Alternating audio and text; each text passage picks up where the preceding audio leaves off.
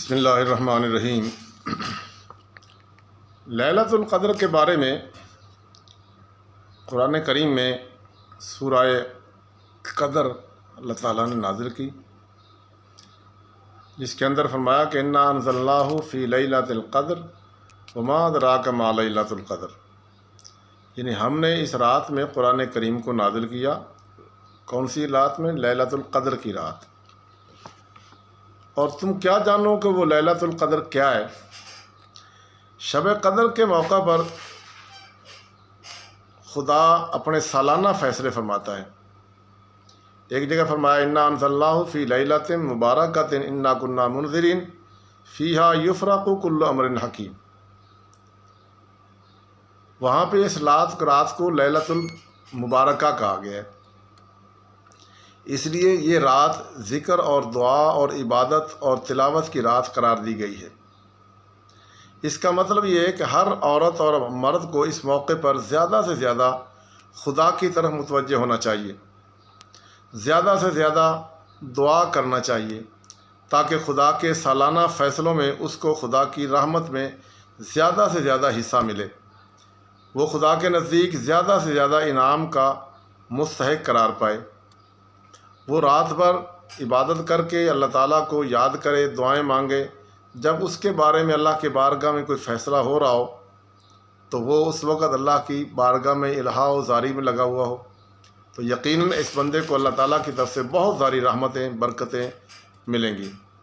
حدیث پاک میں آیا کہ حضور سید دو عالم صلی اللہ علیہ وسلم نے فرمایا، میں رمضان کی آخر راتوں میں اعتکاف میں تھا، اس وقت مجھ پر شب قدر کا علم اتارا گیا،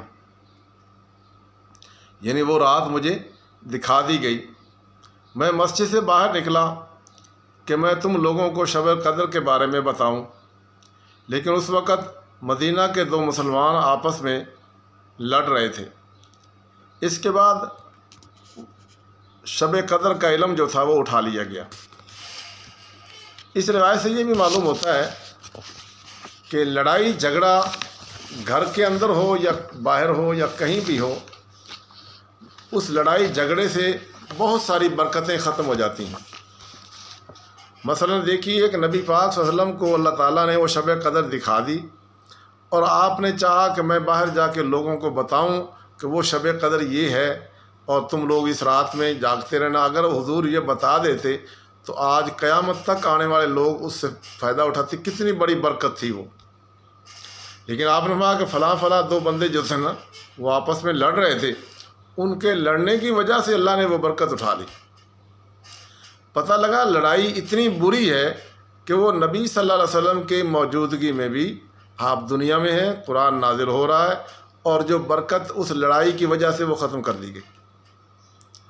تو اس سے یہ سبق ملا کہ ہمیں ہر صورت کوشش کرنی چاہیے، بہت زیادہ کوشش کرنی چاہیے کہ وہ لڑائی جھگڑے سے اپنے آپ کو بچانا چاہیے۔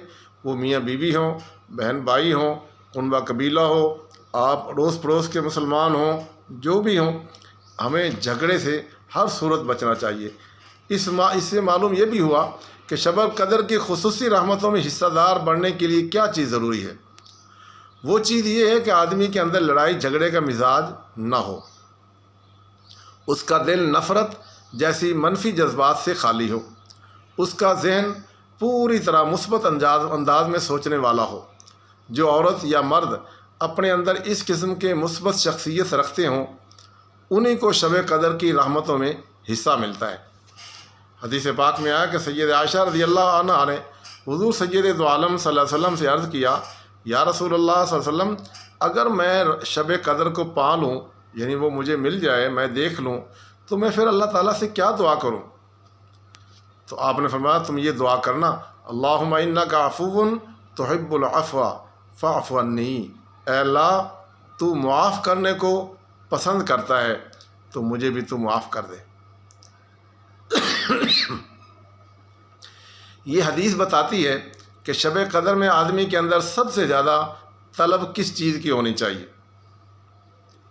وہ یہ کہ آدمی موت کے بعد آنے والی ابدی زندگی کی کامیابی کا حد درجہ حریص ہو۔ وہ اللہ سے یہ درخواست کرے کہ خدایا تو میری غلطیوں کوتاہیوں کو معاف کر دے، اور آخرت کی ابدی زندگی میں تو مجھے دوزخ سے بچا کے تو جنت کے باغوں میں مجھے داخل کر دینا۔ یہ بندے کے سب سے بڑی دعا مانگنی چاہیے۔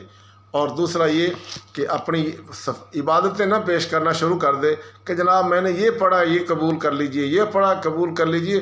ہماری عبادات ہمارے اس کی شان کے لائق کہاں ہو پاتی ہیں؟ تو اس لیے سب سے بہتر طریقہ یہ کہ ہم اپنی عبادت کی طرف دیکھیں ہی نہ، کوشش بھی کریں، بڑی عبادت کریں، رات بھر جاگیں بھی اور توبہ استغفار بھی کریں، اور اس کے بعد جب مانگیں تو اس سے معافی مانگیں کہ اے اللہ بس تو ہمیں معاف کر دے۔ اور تو سب سے زیادہ معاف کرنے کو پسند کرتا ہے، تو چاہتا ہے کہ بہت سارے لوگوں کو معاف کرے۔ تو میں تیرا بندہ ہوں، میں تیری بندی ہوں، میں تیری بارگاہ میں ہاتھ اٹھا کے درخواست کرتا ہوں کہ تو مجھے معاف کر دے، تو یقیناً اللہ تعالیٰ اس کو معاف کر دیں گے۔ قرآن کے مطابق شب قدر میں کثرت سے خدا کے فرشتے اترتے ہیں۔ فرمایا تنزل الملائکۃ والروح حتی مطلع الفجر، تو تنزل الملائکۃ والروح فیہا بإذن ربہم، تنزل الملائکۃ والروح کہ وہ اس رات میں ملائکہ اترتے ہیں اور جبرائیل علیہ السلام اترتے ہیں۔ اس کا مطلب یہ ہے کہ اللہ تعالیٰ شب قدر کی صورت میں ہر عورت اور مرد کو یہ موقع دیتا ہے کہ وہ فرشتوں کا ہم نشین ہو جائے، فرشتوں کی صحبت میں بیٹھو، وہ فرشتوں سے ایسی روحانی غذا لے جس کے نتیجے میں اس کا دل سلامتی کے جذبات سے بھر جائے، وہ منفی جذبات دنیا پرستی سے اوپر اٹھ جائے، حقیقی معنوں میں وہ خدا کا طالب بن جائے۔ ایسا ہی دل دماغ رکھنے والے لوگ شب قدر کے موقع پر خدا کی خصوصی رحمتوں میں حصہ دار بنتے ہیں۔ لوگ کہتے ہیں جی ہمیں شب قدر مل جائے، تو شب قدر جن کو ملتی ہے تو یہ اثرات ہیں، جس طرح آپ کے درد ہو رہا ہے تو آپ دوائی کھائیں گے درد ہٹ جائے گا، پھل کا ذائقہ ہے، اس کے اندر پھل کھایا اس کا ذائقہ مل گیا۔ اسی طرح شب قدر اگر مل گئی ہے یا نہیں ملی، اس کا بڑا آسان حل یہ ہے کہ آپ کو اگر شب قدر حاصل ہو گئی ہے تو کیا آپ کے دل میں مخلوق خدا کے لیے سلامتی آ گئی ہے؟ آپ لوگوں کو معاف کرنے والے بن گئے ہیں، آپ لوگوں کو عطا کرنے والے بن گئے ہیں، آپ لوگوں کو ان کے رویے کے مطابق، انہوں نے میرے ساتھ برا رویہ بھی کیا تب بھی میں ان کو معاف کرنے والا بن گیا ہوں۔ اگر یہ میرے اندر صفات پیدا ہو گئی ہیں تو سمجھیے کہ آپ کو شب قدر مل گئی ہے۔ باقی لوگوں نے کچھ کہا جی سورج کی روشنی ایسی ہوتی ہے، اس سے کچھ نہیں ہوتا، وہ روشنی ہو یا نہ ہو، نور آئے یا نہ ہونا، لیکن آپ کے رویے میں اگر تبدیلی آ گئی ہے شب قدر آپ کو یقیناً مل گئی ہے۔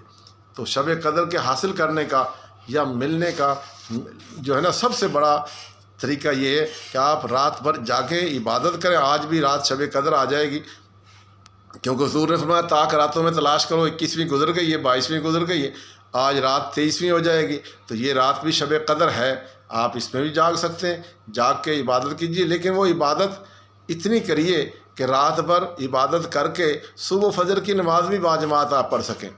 ایسا نہ ہو کہ آپ ساری رات تو جاگتے رہیں اور جب فجر کا ٹائم آئے تو آپ اس وقت سو جائیں۔ جب اللہ کی رحمت برسنے لگے، پہلے دروازے بیٹھے رہے جی ابھی ملتی خیرات، ابھی ملتی ہے خیرات، وہ لیتے لیتے انتظار کرتے کرتے آپ سو جائیں اور ادھر سے خیرات ملنا شروع ہو جائے، کیونکہ حدیث میں آتا ہے کہ آخر رات میں اللہ آسمان دنیا پہ آ جاتے ہیں، کہتے ہیں ہے کوئی مانگنے والا، تو اس وقت جب وہ ملنے کا ٹائم ہو آپ سو جائیں بسترے میں جا کے، یا جہاں بھی پڑے ہیں سو جائیں، جماعت سے رہ جائیں۔ اس لیے ایسی عبادت نہ کریں، اپنے آپ کو اتنا نہ تھکا لیں کہ صبح آپ نماز سے بھی رہ جائیں، یا روزہ نہ رکھنا، یا روزے کے سحری سے بھی بھول جائیں۔